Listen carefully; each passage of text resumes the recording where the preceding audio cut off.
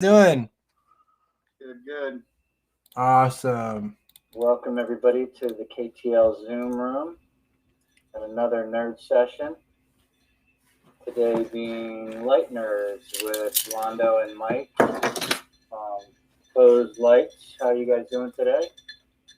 Good. How are you? Doing well. All right. Doing very good. Doing very good. Just had the best summer sandwich of my life. 5-layer vegetable sandwich. Oh my god.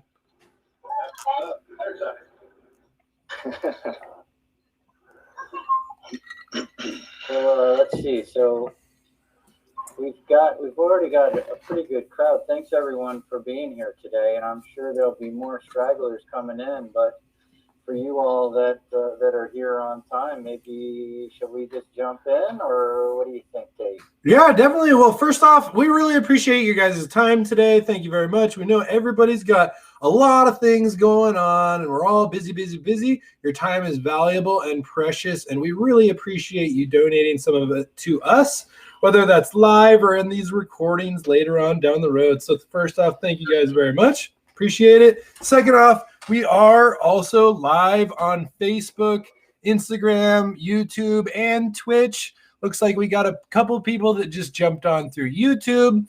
The disclaimer statement, guys, these are very new. We are learning, so we are very open to anything to make these productions better. Any guests that want to come forward, and also we try to keep it very interactive and open to the community so questions can get asked and info can get shared. That's really what this is all about. Other than that, just wanted to kind of point out some people. There's a couple Key to Life people here on the call, but most importantly, wanted to introduce Londo from FOS. Very excited to be working with Londo as well as FOS Lighting.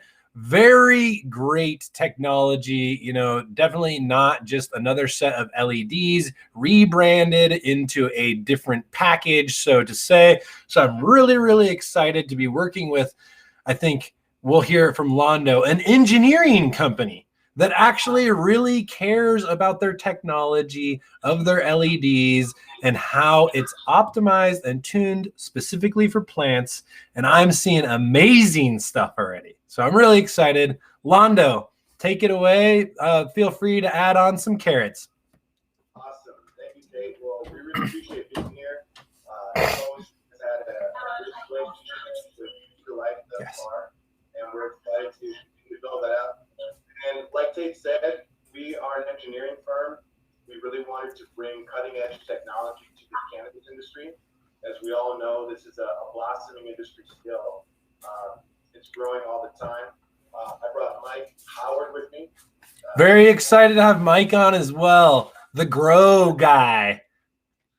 Exactly. So I'm going to tell you a little bit about FOS Lighting, what we have to offer, and what sets us apart technology-wise. And then Mike is going to help weigh in. He's got experience growing with multiple different lighting technologies. But once he became a FOS grower, once you go FOS, you don't go anywhere else. That's been our experience thus far. So we are excited to dive in. Kate or Alonzo, do you want me to show anything or screen share, or do you want screen share? Yeah, give him screen share so that way he can share stuff as he wants, and also give it to me as well. Please and thank you, sir. Give me the screen share, Mike. Gotta have it. There you go. Awesome. So I think what we'll start out doing is just kind of walking through the offering that FOS has. I'll call out some of the differences that come with working with FOS as we go along here. Give me one moment to go ahead and put this together. All right. Can everybody see the FOS product offerings page here? Yes. I gotta say, bro, you guys' marketing is sexy. I love it. Just like the lights. I'll give a shout out to our Chief Marketing Officer, Jamie Bradley. He puts together all of our design, and he's done an excellent job. We're very happy with it, and our clients have been thus far also. So definitely exciting time right now in cannabis. Going into FOS, I guess where we start. What's our mission? Why is FOS at the market at all? We really wanted to come to market. We wanted to build innovative products. Of course, operate sustainably. We want to be efficient and to inspire the best among the industry. And I'm excited to say that, in my tenure here, and I'm sure Mike would tack on to this, but we've got to have and build a lot of exciting relationships with people who are looking to really push the capabilities of the industry and move this industry forward. We're not just here to provide a product, but we're here to be part of the team as we move forward. So the post vision, as you can see, we see a future where excellence in technology has evolved the capabilities of indoor agriculture beyond nature itself. And I think this is a really important statement. One of the things that we talk about with our clients, and one of the first learnings, as it were, is to really emphasize the fact that with our technology, we're able to provide more sunlight indoors than you can get outdoors. And when you think about the controlled environments that come with indoor growing, we really haven't hit the full potential of what can be done. So we're really excited to move forward with it. I think a good place to start would be our A3i. This is our flagship model. And Mike, is this remote too? Yeah, this is actually the A3i room at the Grove.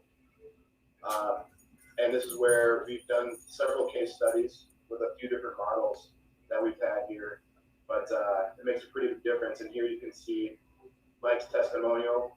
And for anybody watching, if you're working with Key to Life, this information is available through anybody on their team that you're working with.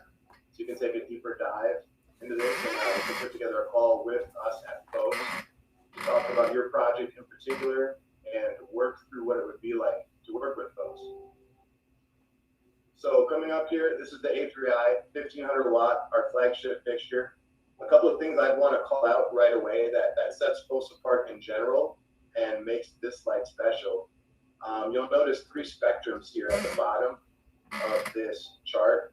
We have a spring spectrum, which we veg in, and a summer and autumn spectrum, which we use through flower and the tail end before harvest in the grow cycle. This light, as well as the other lights in our roster, is waterproof. We wanted to bring a light to market that was made for the cannabis environment. It's moist in there. There's plants. We wanted something that was dust-proof, mite-proof, waterproof. We've accomplished that here with the A3i. You'll see that down at the bottom. It has an IP67 rating, which is actually more waterproof than the Apple Watch half of us are wearing right now. So 3 different spectrums housed in this light, so you can do full cycle growing. This is an industrial fixture. We usually paint this 3 feet above wherever your final canopy height is going to be. The other factor about these lights is that at 1500 watts, we don't need to chase the canopy.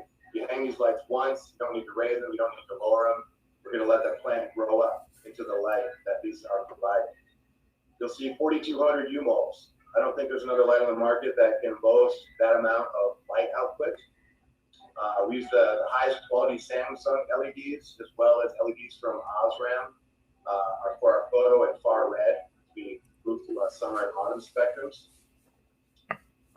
Another thing to mention about the A3i is that we use polycarbonate lensing on these. So each of these diode clusters that you see on the light has a 90-degree lens angle over that. And we use a military-grade polycarbonate lensing, so you're never going to have to worry about discoloration with that lensing. These things are built to last. These are a spare no expense fixture. All the electronics are potted so that you're not going to have internal parts moving around on you. They're built like tanks, and we're very proud of them. And the other thing I'd call out is, when a lot of the projects that we work through, one of the factors people don't really consider is the failure rate of lights right out of the box, right? And so the drivers that we use here at Bose in Ventronics, they're a little bit more spendy than what the industry standard is, but the failure rate on those is less than 0.5%. And so that translates into a less than 1% failure rate on the fixtures that we provide for retail and commercial projects. Yolando, sorry to interrupt you. Is the music coming from you? I'm sorry, is there, you guys hearing that? Is that better? Oh, maybe so. Yeah, okay. I just want to. Mike, Yeah, no worries. were you trying to figure it out? I was trying to mute everyone. My bad. But, All right, yeah, my office comes with chill beats, Mike. I should know that by now. It is all good, brother. It's all good. It's all. Go for it. One to break your flow. Hey, one other thing to pick it back up. I noticed how easy those A3I bars swivel. Are those things on bearings? They are, man. Wow. But, I was an ABAC 5 kind of guy back in my day. Yeah, well, 7 wasn't out yet. Mike's in the next generation from where I'm at. But, yeah, no, these are on bearings, and you've got 40 degrees of swivel. So you can take these light bars and swivel them in or out. And when Mike talks a little bit about his experience growing with the A3I, he can talk about how he used those swivel light bars to his advantage to get some cross canopy penetration. But it does really open up, the opportunities in terms of controlling your footprint. I'm talking. You do not have to push those things, and they just freely float, really. But they hold where they're at really well. But then they move so easy. It's a really, really, really nice setup. And then the other thing I just want to say real quick while we're on the A3I is looking at the diodes through the lenses. It looks so insane. It's like a fisheye. Like these things are crazy magnetic technology built into the polycarbonate, lenses on top of just the best diodes, on top of the best drivers. So I really see how you guys hit the technology mark here. You guys didn't skimp. And as we all know, the lights aren't cheap, but it's because they didn't skimp and they went for the best of the best for the people who want to achieve the best of the best. Indeed. No, thank you for that, Tate. Yeah, and when it comes to, the diode clusters and the lensing, that's what really helps with canopy penetration. I'll let Mike kind of dive into what his experience has been, but a lot of the yield increase that we see from people who switch over to the A3I is that they've got buds developing further down the plant. If you don't have, monster colas on top and then, lollipop right up to those top colas, you're actually going to get plant development further down the plant, which makes a huge difference, and that's really where we can double up on yields there. And with the A3I, I'm going to leave this picture up, but I'd like to switch over here and hear a little bit from Mike. So, Mike, in your experience at the Grove, you got a chance to work with the A3I. As we're talking about the fixture here, you want to kind of walk through a little bit of what your setup looks like so people can kind of paint their own picture? Yeah, 100%. So we were using the A3I in 2 of our rooms. They were roughly around 1,000 square feet. We were using 35 fixtures. We were running right about a 5x6 footprint centered over the tables. Like Lando said, as far as penetration goes, one of the things that we did is we lowered those outside bars a little bit towards the outside, just to give us a little bit more spread on the lights. Then we also lowered the inside swivel bars against each other, so that we had cross penetration into the canopy. That way, you're not just getting light straight down; you're getting light from the side beams, and you get a lot better penetration into the canopy. So we were getting about 4 feet of penetration throughout our plants. That's production all the way through up. A and B nugs pretty much for 4 feet out of our plants, which is awesome to see. Thank you for that. I'll head back over here. So that's the A3I. We use this light for tall bay single tier installs. At Mike's spot over at the Grove, we hung these at 12 feet. So, your tables were 3 feet tall? Yeah, roughly 3 feet. So yeah, 3 feet tall are the tables. You've got 5 to 6 foot plants, and then 3 feet above that is where we would hang these A3I. And then taking a look here. Distance from canopy, right on what you should aim for is about 3 to 5 feet from the canopy. Any closer than 3 feet, you start kind of narrowing that footprint, and you're going to achieve crazy light levels. If you want to push 2,000 ppfd, grow it at 2 feet, but that's a hard number to push. So right around 3 feet is usually what we recommend kind of maxing out at, and anywhere upwards of 5 feet from the canopy, and you're still going to be getting good light levels, that's a good filter, good spread. And Mike, with that being said, one of the questions that I've been getting as I've been talking about these light levels that we can reach with these LEDs, and going back to, that we can potentially hit higher performance and yields than nature itself, right? Because of the usable amount of light. So in your opinion, if we're indoors, and this might, obviously nobody probably has the exact answer to this question because it's strain dependent, it's day dependent, and there's all sorts of things. We're still trying to figure out what's the highest THC level you can get, what's the highest yield. A lot of that is genetics, right? Cultivar dependent. I've seen some strains that you can push hit easily 1,500 ppm of canopy, and then I've seen some cultivars that max out right around 850, 1,000. So, I mean, it really depends on what you're growing, how you acclimate them, and how you push them. We see a lot of people who will try to increase their light levels without increasing their feeding or without increasing other parameters. I think it kind of all goes together. You're going to push those higher light levels, you're going to have to push higher ECs, which some people aren't used to pushing. I mean, we have some clients pushing over 4 EC, which is pretty intense. So. Right. And I mean, even I've seen rock wool growers during their extreme dry down periods push insane EC levels. So, going back to this, we're potentially messing with and pushing the boundaries of nature. Obviously, we can push the boundaries on the fertilizer side. Obviously, we can push the boundaries on this lighting side. We can push the boundaries on the CO2 side.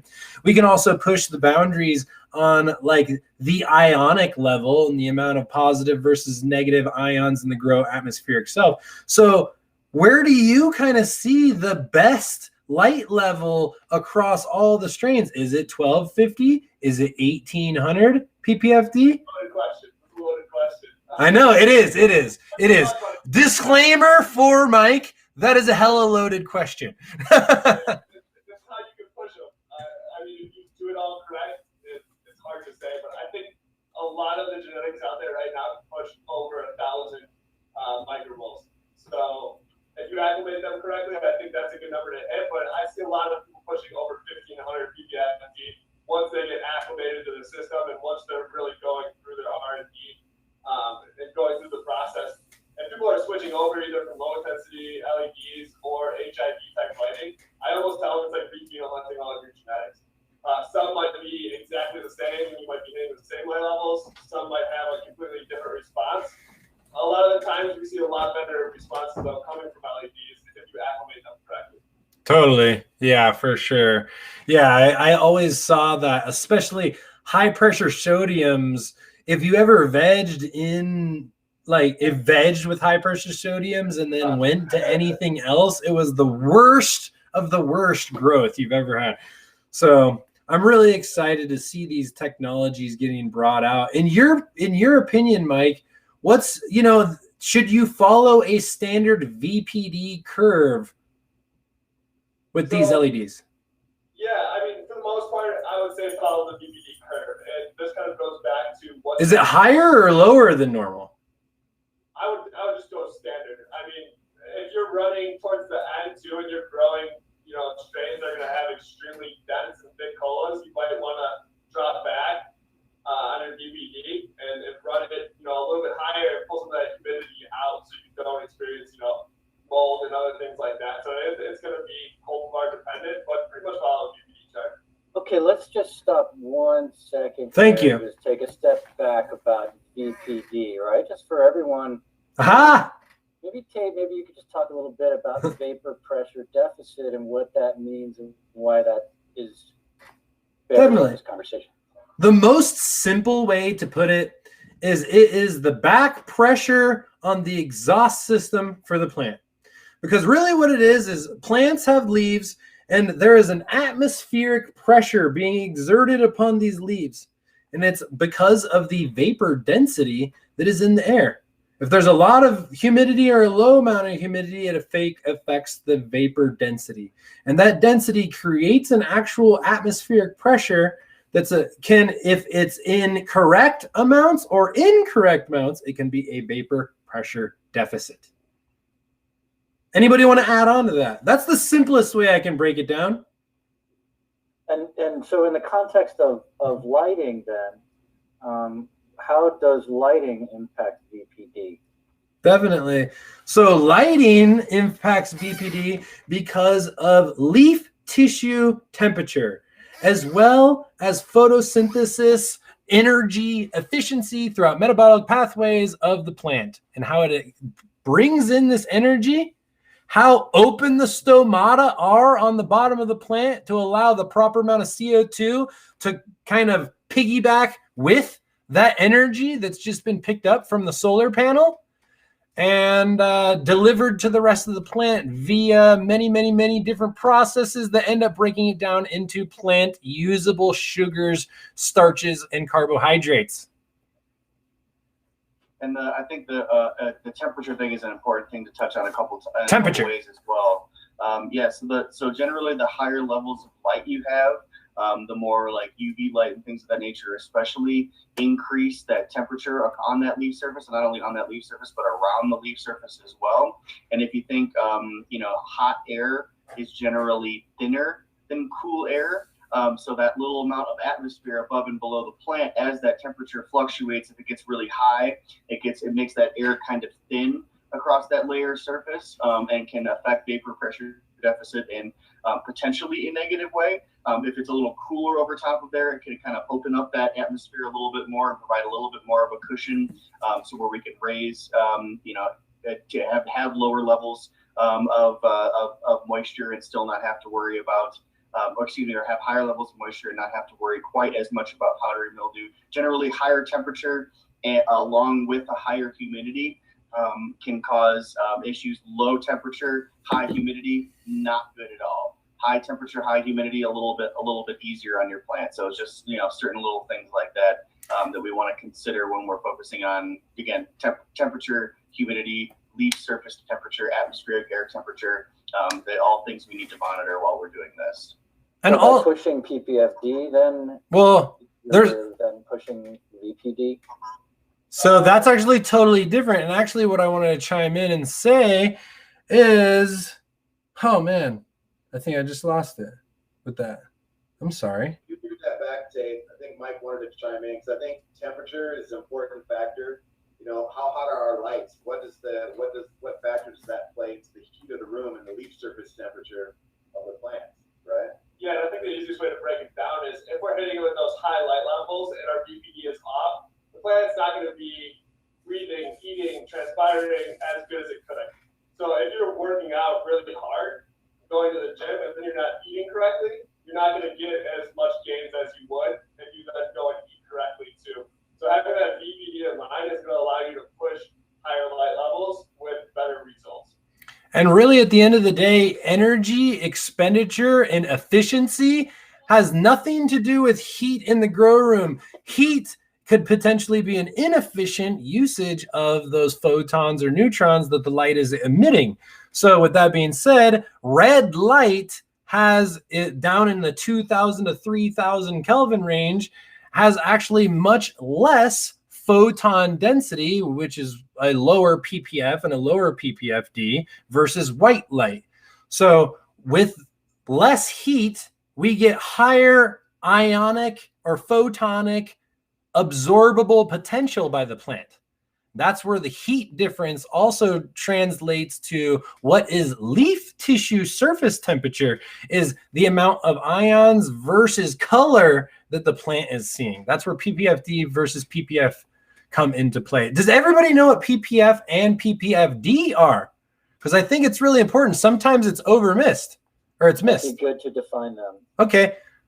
I could do it, but maybe we should have the lighting guys do it. Yeah. What's your take first, and we'll do our take. Okay, perfect. So PPF is photosynthetic photon flux. So photosynthetic photon flux is actually the color of the light. What color in the range is it? Is it 2000 Kelvin? Is it 10,000 Kelvin?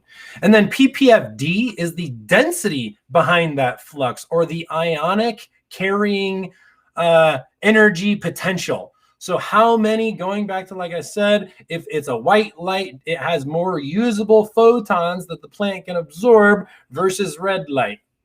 So it's the amount of ionic potential or photonic potential. PPF is measured in an integrated sphere, where PPFD is more of a measurement of the micromoles and the canopy per second per meter squared. from what I believe. Yes, correct. And a photon is actually the physical portion of light. It's like the meat of the light. It's the actual the photons are the things that move through the air that actually cause again, it's the usable portion of the light. Yeah, and if you go into nature, you can measure both PPF and PPFD of our sun via color rendering spectrum as well as ionic absorption potential via PPF and PPFD. And one thing I know we are probably going to touch on it. I don't want me to jump the gun on the lighting guys here, but one of the things that really separates the lights from post lighting and why we can say we have more usable light than we do of the sun is because again they've really focused on actual usable light. If you have a bunch of light that's being emitted from your light that's not usable, what most often that gets translated at is heat. So that's why we can say things like, yes, we have more usable light than the sun because the light that is being focused on is strictly usable by the plants and not being translated off as heat.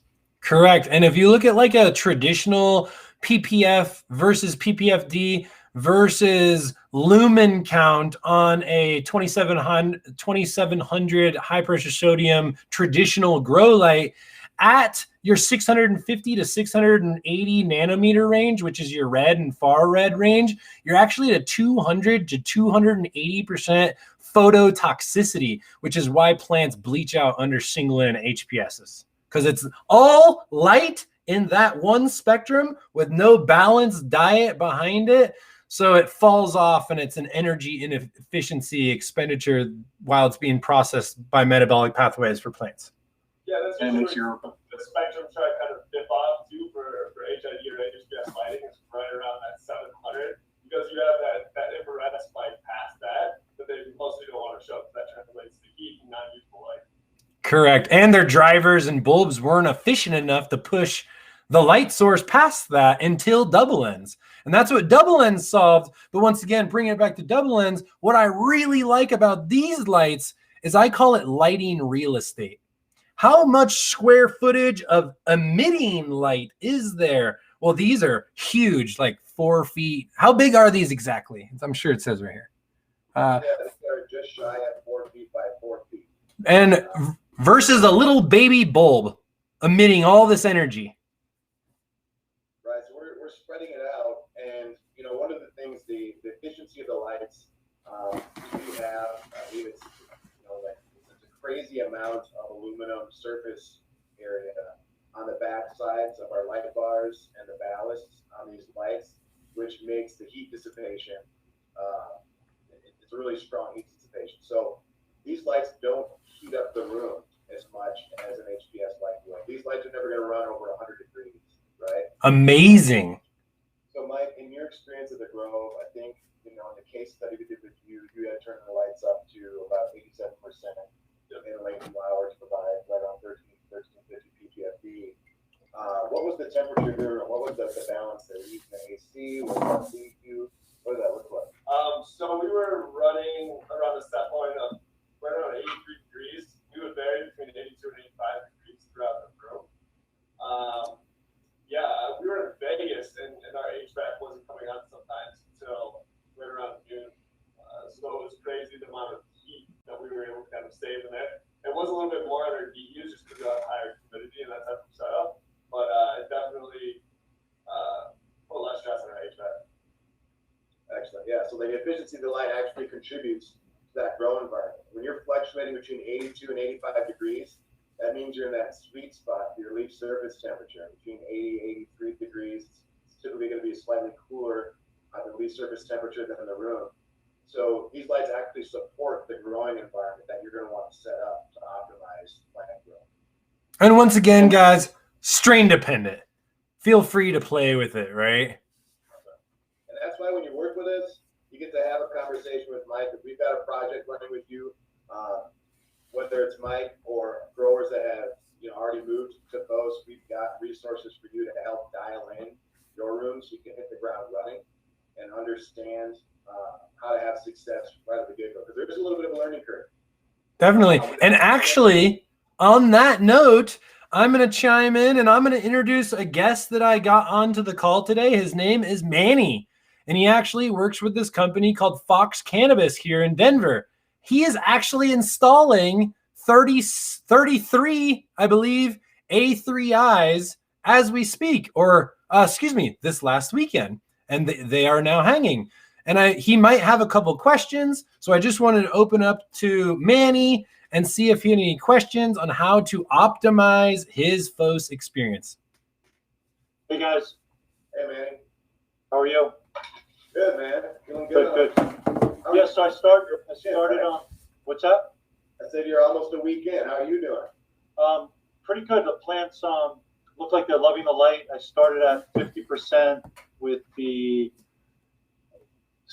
summer schedule. I'm not sure if that's right or not. I needed some guidance on how to scale up and when throughout the cycle. Yep. Yeah. What stage are you vegging right now? Or are you going? I'm in flower right now. Okay, so you went directly in the summer. Sometimes we recommend, some people will switch straight into the summer. Some people will stay in the spring a little bit. It just has a higher concentration of fluid to keep your internodal spacing a little bit more stacked. Okay. It's kind of something you can play around with. Typically, I'll stay in the first week to 10 days to upwards of 2 weeks during stretch to keep it in that spring spectrum before switching to summer.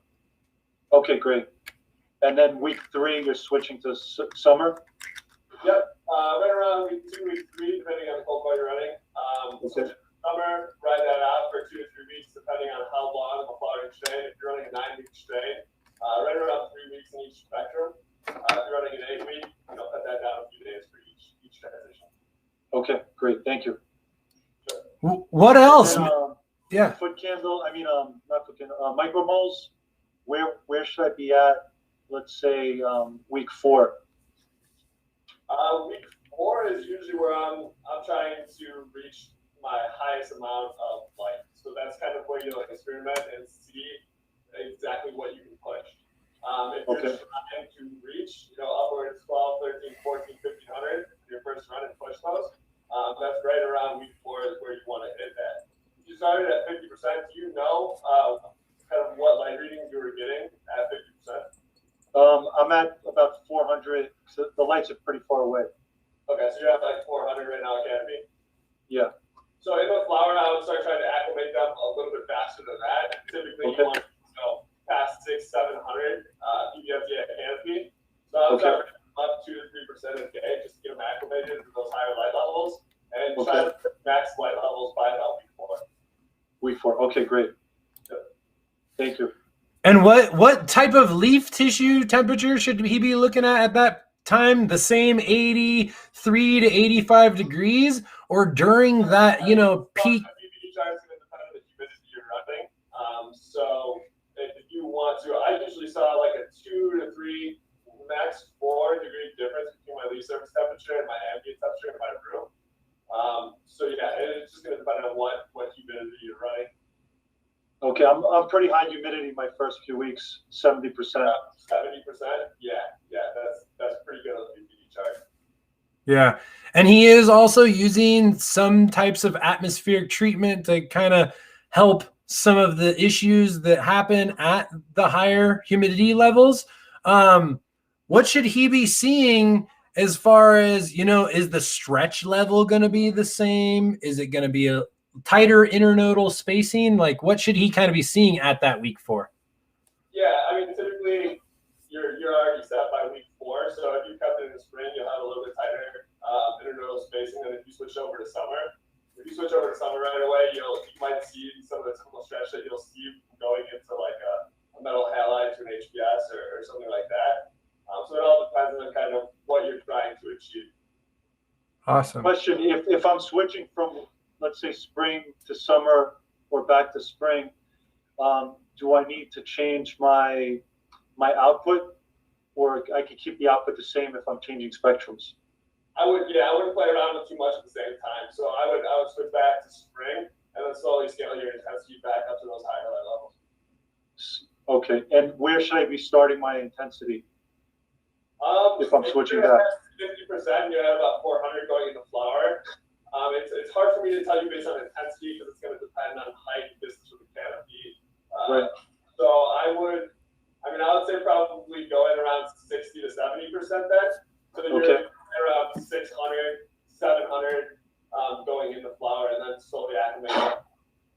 Okay, great. Thank you.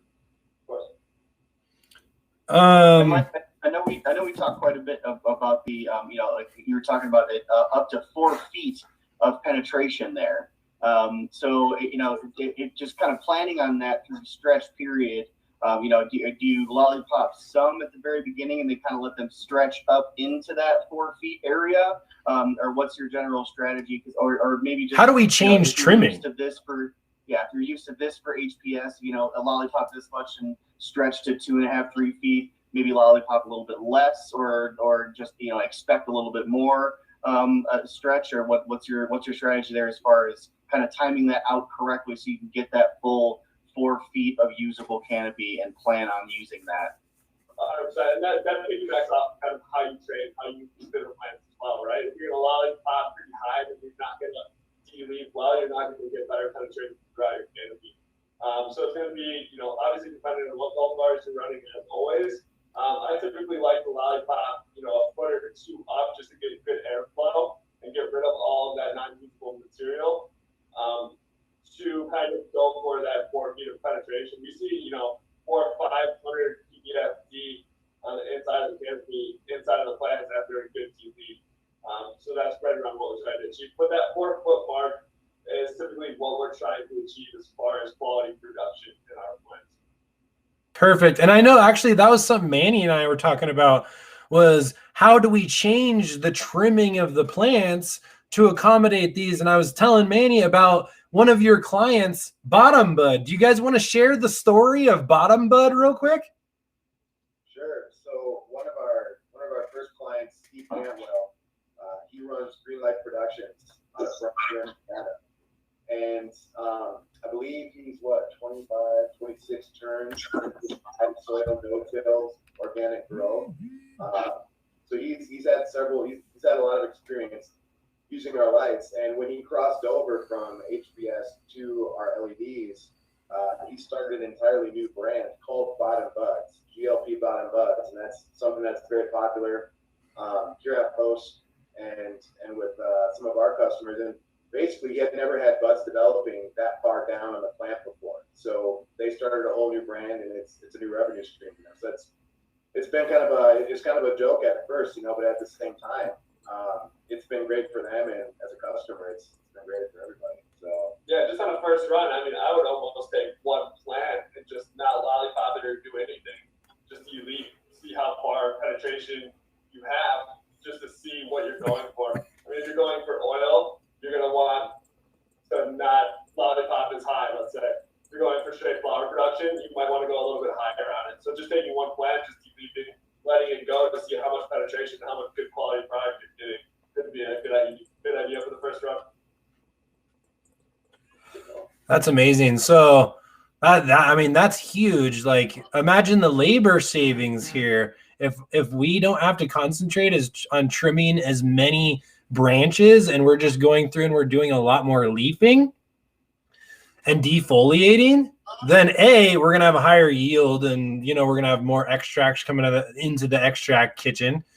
But also we're going to have less labor. We're going to have a lot more usable plant height. So you recommend just still keeping that 1 foot to 18 inches minimum of evacuation room underneath the canopy to keep everything ionically moving. Yeah, you still want some for airflow, but I think it's just kind of weighing out where you get good production, what you're going for. Right, definitely, for sure. And obviously that's a huge, benefit of these being single tier LEDs versus the double tier tech. But hey, does anybody else have any questions on the A3i? Manny, do you have any other questions on the A3i or your setup or anything? I have a question. Since you're getting 4 feet of penetration, can you say that it's comparable to doing a double stack? And which one is going to give you more yield in the same square footage area? Oh, that's a good question. Who's the grower, right? And just to throw it out there for all you guys, Manny's actually an amazing grower. I'd highly recommend anybody who's in Denver to check out Fox Cannabis. He's got really good product, and it's grown with amazing technologies and products. So check out Fox Cannabis if you're in Denver. Wanted to plug my homie because I know he's not going to do it. It's hard to get into the exact specifics of that question, but I ran single tier rooms, double tier rooms, and a triple tier badge. From what I see kind of now in the market, people are running typically around like 4 to 6 feet in a double stack. So obviously you're going to use a less powerful fixture, and you're going to have less penetration into the plant. But it's kind of hard to give those exact numbers just kind of off top. Totally. In your experience, because you got to run a double tier with the F1B 1000 one, right? Is that correct? Yep. All right.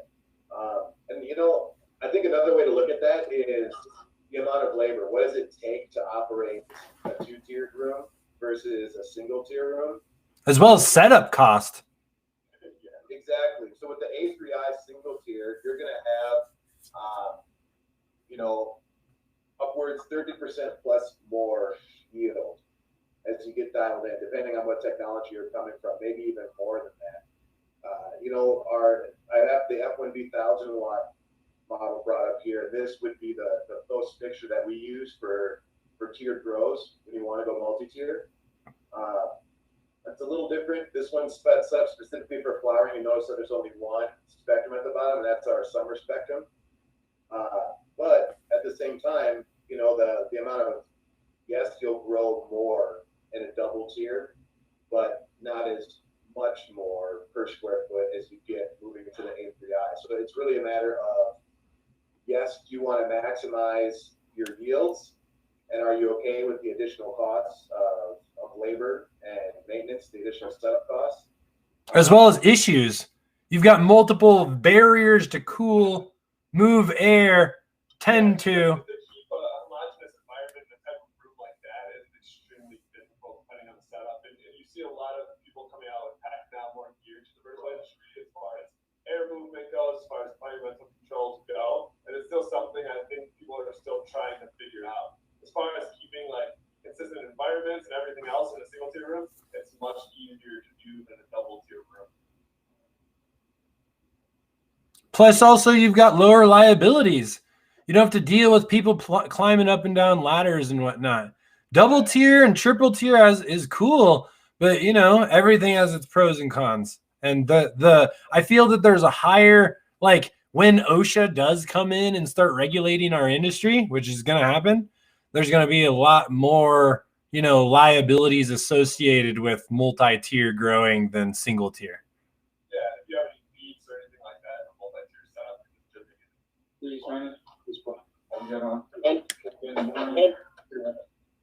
And too, I would think that the strain dependency comes really into play with that as well. Like if you got a super sativa strain versus like a super indica strain, one may respond a little bit better to a double tier system where it just can focus all its energy on a single cola or two per plant. And other strains might really want, because they're just generally squattier and fatter, may want to produce larger and juicier and better buds, depending with a single tier system instead. Yeah, running multiple cultivars in a double tier room does get kind of iffy. What was great about running the F1B setup is we put controllers on the end of 8 rows. Each row had its own separate controller. So if we were running, a shorter flowering indica at only 3 feet versus taller flowering sativa at 5 feet, we could just dial up or dial down that intensity to make sure we were getting the light levels needed. That's really cool. And that kind of brings me up, Mike mentioned our controllers, and I wanted to just kind of show you guys the simplicity. So with the lights being at a fixed height, we don't need to raise or lower them. We kind of wanted to go with a wall controller. So this is basically an 8-inch tablet. It's a beautiful color display. Right here, you see this brightness control on the bottom right hand of the screen. You literally just drag your finger across to raise that brightness level to dial in whatever level of light your plants need.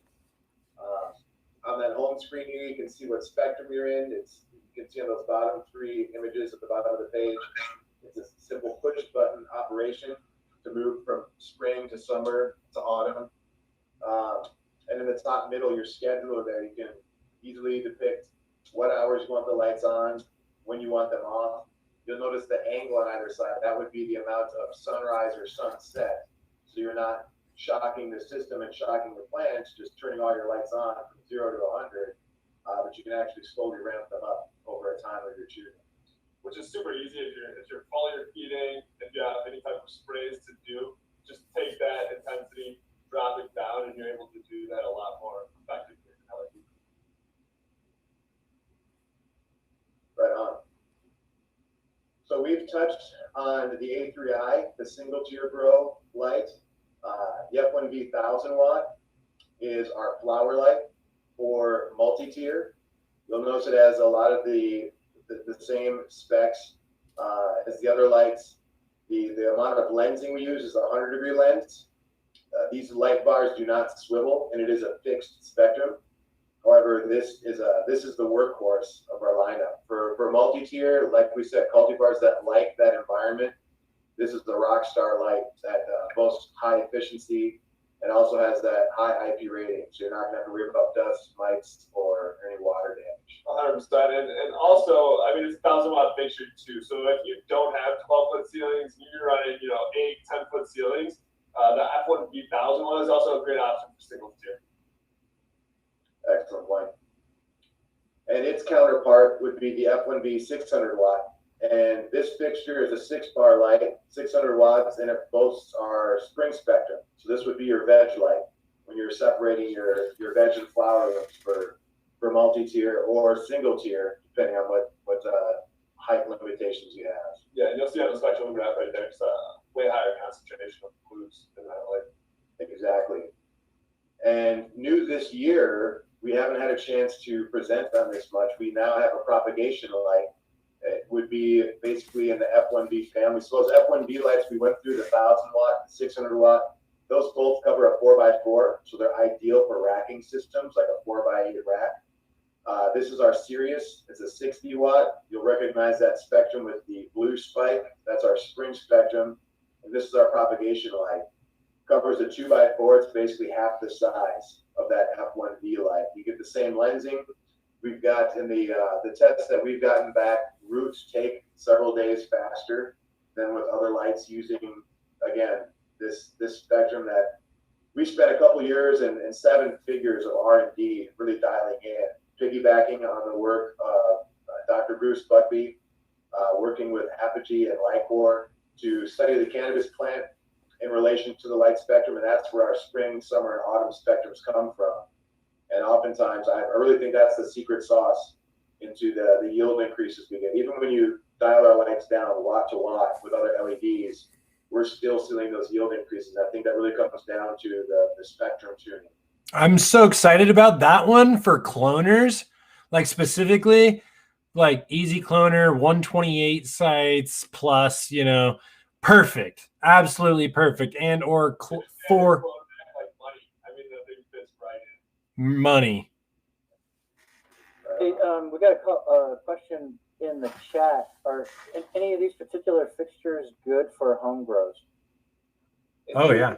It's interesting you mentioned that. So when we talked about the A3i, it's 3 spectrums, it's swivel light bars, the 90-degree lenses. I want to bring up the Aries. So this is a light that we launched late last summer, and it was really in response to home growers who didn't want to put the 75-pound A3i in a tent. It's really not designed for that. But we wanted to take all those features of the flagship A3i and bring that to home growers. So what we have up here is our Aries 640 watt. It looks very similar to the A3i. We've got 4 light bars instead of 6. It's half the weight. And you still get the 2 spectrums, spring, summer, and autumn. So you get your full cycle growing. Whether you want to rock this in a tent with a light of a 5x5 like no other. The fixture itself is 33 inches by 33 inches, so it can fit into some of those smaller spaces. Some people are working on a closet or a smaller 3x3 tent, have a ceiling limitation of 6 or 8 feet. This light is going to be the light that we promote for home growers. It was designed with home growers in mind. Yep, and just to piggyback on what you're saying, what's great about this is it has basically all the same functions as the A3i. You go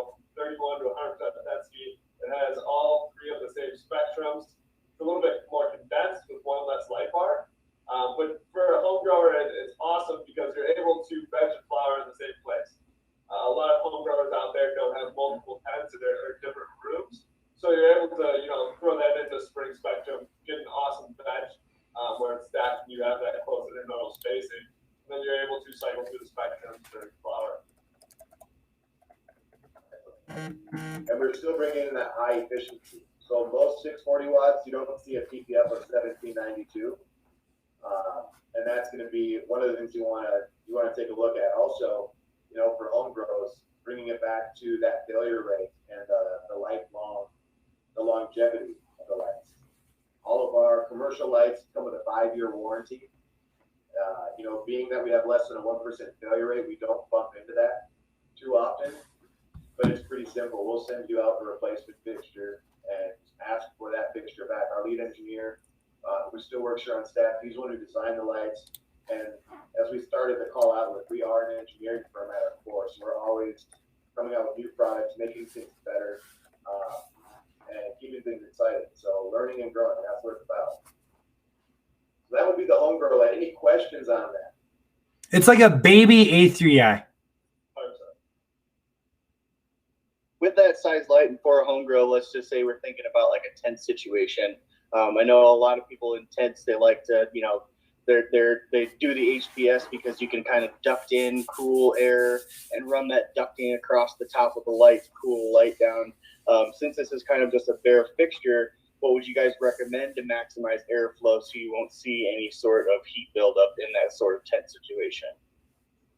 I mean, outside of a similar type setup as far as airflow or running type of production goes, but you're not going to run into any of those kind of crazy scenarios where if anything goes wrong, you're going to have a decent amount of heat buildup in that situation.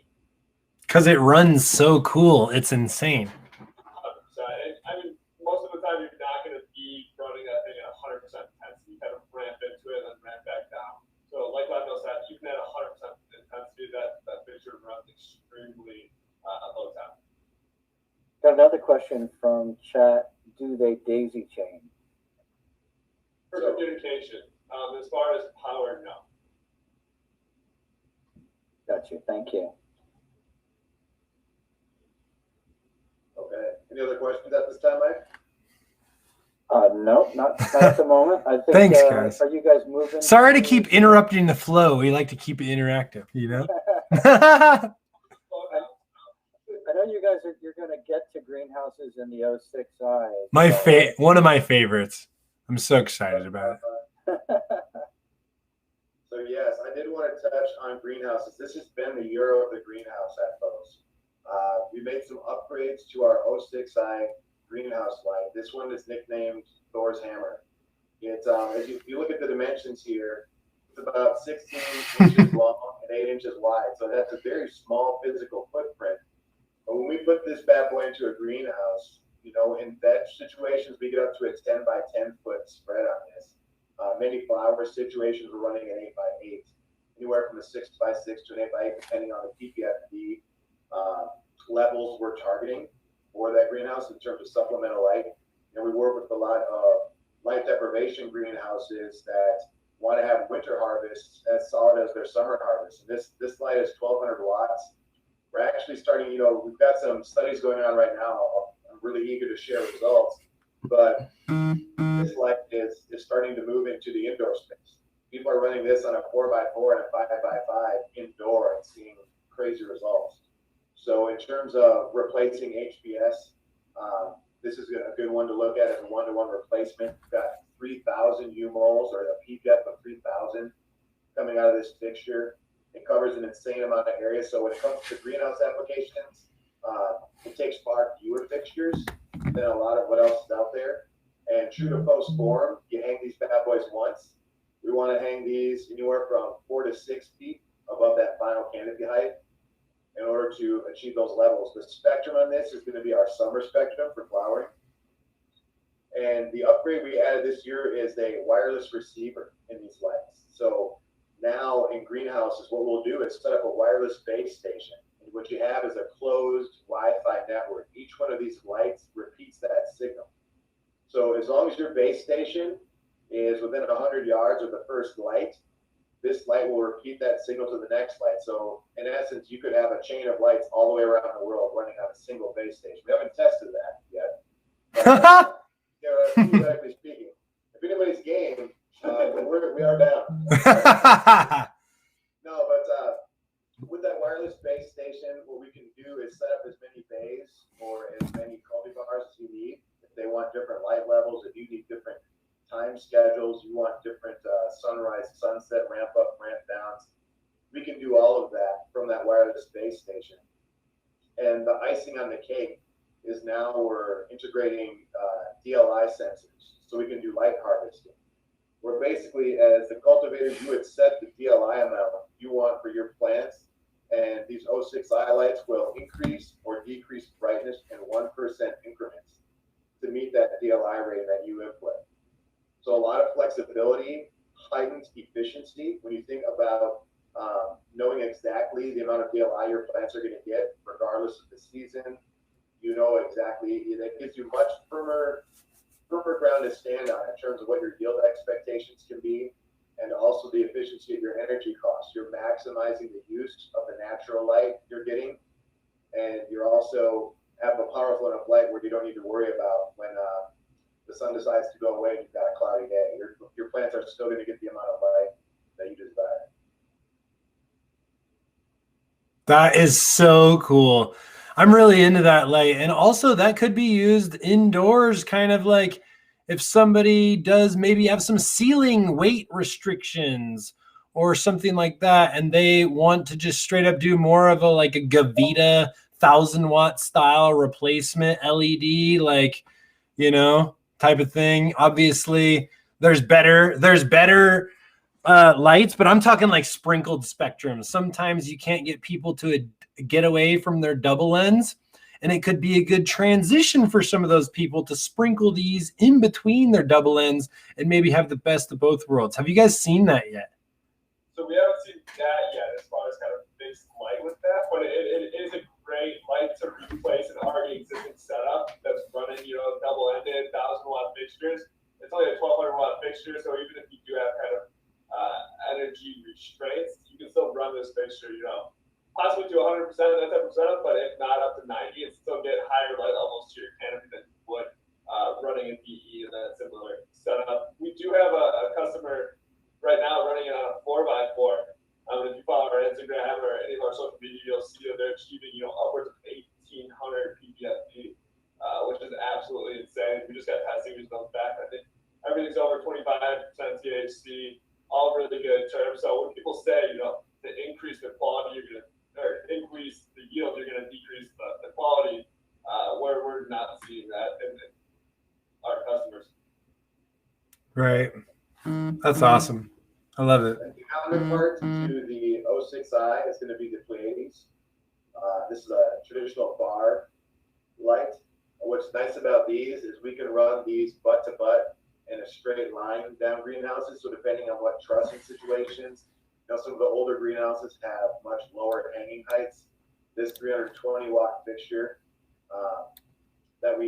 it's really just out this year is an excellent counterpart for any greenhouse layouts.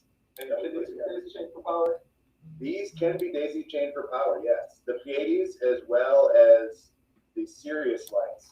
So we briefly looked at the propagation lights here. These can be daisy chained for power as well as communication, and the Pleiades can.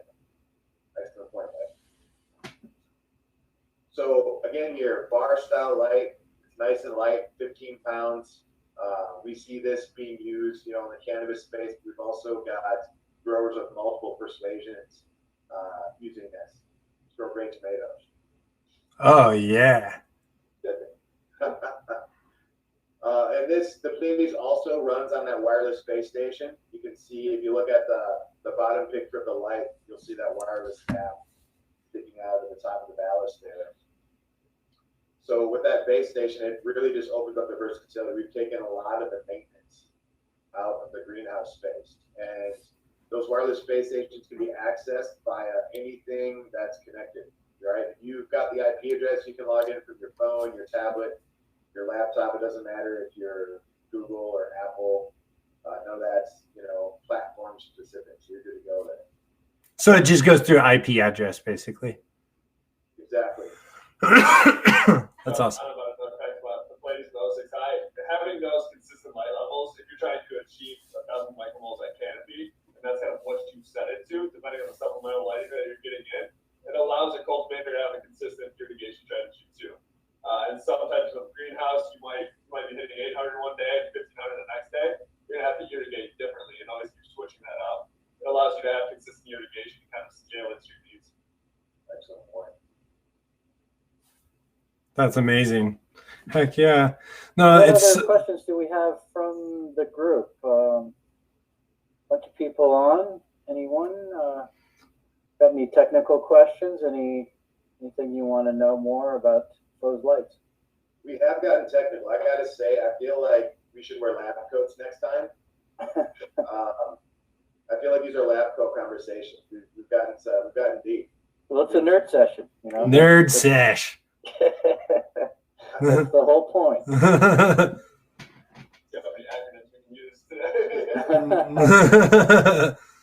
Yes. Definitely. Yes, we went deep in that way. No, we went photonic with that shit. Anytime you get to say flux density, for any of us who your childhood touched the 80s, capacitors. Yeah, right. Straight up. Absolutely. It's like you're watching Back to the Future 100%. That's a flux capacitor. These lights have flux density. Woo! Our lights are actually from the future. We went to the future and that's why they're a couple steps ahead of the competition. It all makes sense now. It finally makes sense. I don't know where that came from. I thought they were from a long time ago in a galaxy far, far away. Nikola Tesla brought him back for these guys. He was like, well, induction lighting was cool, and then the aliens showed me what was up with the LED tech, and here we are. I gotta say, it's been a really fun ride. It's been exciting to see what growers, what cultivators are doing with these lights. We've got to grow, a fun community. We got to know Keto Life, and we've got cultivators coming back to us with pictures of genetic expressions they've never seen on a plants they've been working with for years. It's an exciting time in the industry, and what the proverbial wall was a couple years ago, that plateau, that ceiling that everyone was just kind of accepted as a general rule of thumb, we've exploded past that, and it's the Wild West. It's a new frontier in terms of really finding out, how much light can the plants take. If we can balance the equation of the grow environment, how far can we go? And we haven't achieved our final answer yet. We're still, we're still reaching. And a big part of our journey has just been bringing people up to speed on the possibilities. It's not a unicorn we have in our stable. It's real. This is real. And as we've been working, we've been partnering with Keto Life, bringing this technology to more customers. We're providing more of that real life experience. People who know people, it's been pretty fun to see the awareness wash over the industry and get to see some cool things happen. So we're really excited to be here. Want to thank you guys for having us. Of course, if there's any other questions, we definitely want to dive in. So let's say I'm on this call. I've been listening. I would like some more maybe scholarly articles about some of the some of the studies and stuff that you guys have done. They got pulled out some hard data. Where can I find those? Sure. So we, typically anybody who approaches us for a project, Kyle, you've been on several calls where we've broken down those studies. I'd urge you to reach out to Keto Life. Get on a call with myself. I can invite Mike as well. Let's talk about whatever project you have. If you want hard data, any of the sales reps at Keto Life have access to that information. Of course, you can feel free to reach out to us directly, myself, Londo. Just let me know that you found us by Keto Life. I'll make sure that we hook you up with the right person over there to get you what you need. But we do have several case studies on both technology that we'd love to share with anybody. Whether it's multi-tier growing, the A3I, We're taking the 06i for its victory lap this year. Now that we got that wireless technology, we've got some awesome greenhouses in mid-stride. So we'd love to show some of that. And I see here, we've got some of the analysis up. We've got some case studies that showcase us against some other popular technology that's out there, where you can start to kind of look at cost savings over time. If you're working with a more efficient light, you don't need to change bulbs anymore, and they're going to last 10 plus years. This is the decision that makes more sense over time. If you add increased yield to that equation, you're getting more money per crop out. It's really a no-brainer when you look at the big picture. Yeah, so these are a few examples, and we do have these case studies available. So that's another thing that I really like working with folks. You guys have great documentation. Oh, it's amazing. And super quick light mapping. Like for anybody out there that's like, hey, how do I get these set up? I've got a 5 light, a 10 light, a 500 light, or 1,000 light grow, and I want to be able to map out my PPF and my PPFD levels. I want to look at the light map, double check it against my blueprint. Oh, there's a sidewalk here. Let's take out that row, go back and forth, talk about it with Waldo. That's what it's all about. Like, we're truly here as folks bringing the best of the best of the best LED technology, and as well as our teams working collaboratively together to fine tune the perfect outfitted situation and light for your scenario, because they are all a little bit different. Yeah, I think what's key was exactly what you said, is everything's a little bit different too. So not only a light map, we've got a lot of professionals in-house that are gonna help you, walk you through the system, see what you're running, see what you're trying to achieve, see what light levels you're looking for, see if you want to push that, if you want to, exactly what you want to do, and then we'll scale it exactly like that. So if you want light levels at 5 feet from the canopy, at 4 feet, at 10 feet, we're going to give you that. So every setup is different. We understand that, and we're going to kind of walk you through that process to make sure we're giving you what you need and selling you the right products. And I got to say, Waldo has been amazing with the speed of the light mapping. It's been like very quick and easy. It's not a whole process for you guys. It's like, give me your dimensions, I'll do my light map, we go from there. It's not complicated for you guys. On to our light mapping partners. They work hard, they take it very seriously. It's a very collaborative process. And I think anybody who's serious about growing and really maximizing what they can do with the space they have and their project, at some point, it's going to become collaborative. So it's really been a blessing to work with Key to Life, bring people in. You guys have trusted relationships. We can create a light map, and we can all work together. And really what you get when you work with us is a number of consultants that are going to help you realize what you want to achieve. And yeah. That's what we're here to do. And that's what's fun about it. Here's a question from Zach. How do A3Is compare to the Think Grow Model H or TriPro's flowering light? So now we're getting into some specific head-to-heads here.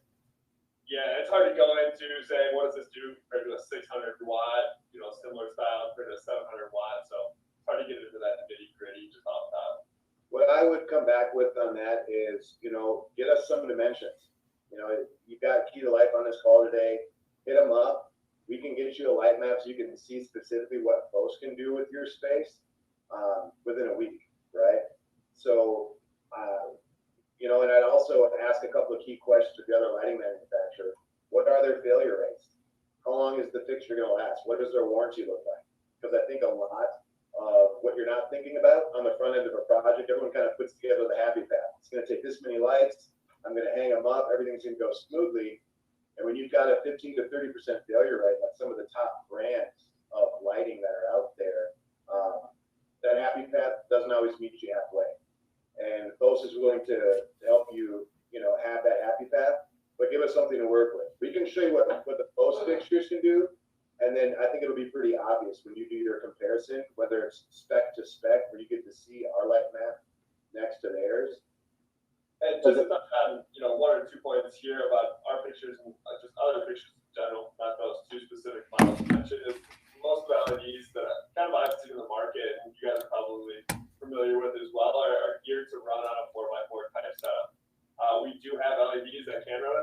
for, but we do have models with variable footprint. So if you have an A3i, you can run it, on 5-foot tables, 6-foot tables up center. And with those swivel light bars, you can kind of manipulate your footprint too. There's a lot of other LEDs that don't have that kind of adaptability. And then we kind of mentioned earlier that they're high quality fixtures with high quality parts.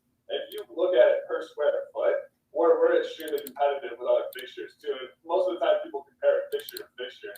Like I said, we're not only running on a 16 square foot footprint. We can go up to 30, 40 square feet on some of our fixtures. So one of our lights sometimes equates to 2 lights of a competitor. Right. And so I guess, to reestablish, to the answer to Zach's question, and, he says they're not 600 or 700, they're 1,000 watt. And whether we're comparing 1,000 watt Think Grow or 1,000 watt Spider or 1,000 watt Phos, first off, yes, we have the technology and all of that. And that's where the PPF levels come into play and all that. And that's typical stuff. But I guess what Londo's really trying to say is, further than the specific LED to brand, what he can say about Phos is you're going to have a much lower failure rate. Much lower failure rate. And you're going to have a team of consultants behind you, extended on top of the team that you already get at Key to Life. And you can buy them on the Key to Life link that I inserted into the chat, both the F1V1000 as well as the A3i at key2lifesupply.com. You can also, feel free to email us, like Londo said, and we can get a light map rolling. Yeah, and a couple of key things to look at. If you're looking at lights watt to watt, what's the PPF on that light versus ours? Are you getting more light for those 1,000 watts with ours? Basically, are we more efficient at providing the light? You get more light for those 1,000 watts. And then, of course, longevity of the fixture. But then also, is the light waterproof? There's multiple factors that you need to consider, and that's more of a conversation than a question and specific answers. Yeah, and we're willing to have that conversation. As far as companies go, we're always willing to have that conversation. That's my favorite conversation to have. Right. Let's get on and talk about it. It becomes real simple. Right. Yeah, because the whole absolutely, and then the whole question of heat is really important. Well, that's wattage versus PPF. Exactly. Yeah. How hot does the fixture get? What is that max temp? Are you cooking your electronics, running that thing at 100% where you're going to have headroom with ours in a cooler environment? What kind of experience do you want to have? I'm a quality kind of guy myself. Language, and that's why I work at Phos, because quality is the name of the game around here. Yeah, one of the things we will say is reach out to any cultivators who are running our lights. Ask them about their experience. They're some of our best helpers in this industry. As the people cultivating under our lights, we have good relationships with all of our cultivators. Right. I don't know anybody who's grown with Phos and then went with another lighting brand after that. Like I said at the beginning, anyone who started growing with Phos, they're still growing with Phos. Exactly. That's legit. Mike can speak from experience on that. That's amazing. We have a very similar experience with Key to Life nutrients. Most people who end up bringing them on end up bringing more and more products on. And we've got people that have been using our products for 10 years now. So it's kind of crazy.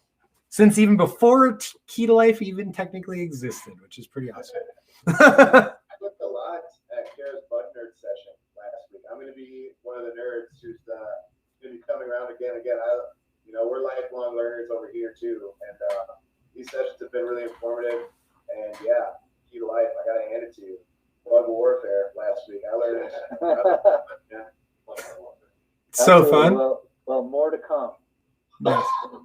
More to come. Stay tuned because we want to keep doing this. And thank you so much, you guys, for coming and answering all our questions and everything. And it's really we really appreciate working with you. And it's bigger and better. More to come. An honor. Thanks, Hell yeah, Londo. Thank you, Londo. Mike, you guys have been absolutely badass, man. We appreciate your knowledge. We appreciate your experience. And most of all, we appreciate your honesty. Yes. Thank you guys very much, everybody, for coming today, who gave us your time out of your day. We really, really appreciate it. Once again, we're always students. Keep learning, because the day that we've learned it all is the day we start withering away in the wind. That's for sure. We really appreciate you guys being students and here to learn with us. So if you guys have any other questions, we'll open that up. But other than that, we will sign off. Awesome. Appreciate it, everybody. Thanks, everybody. See you next time. Thanks, guys. Thank you, guys.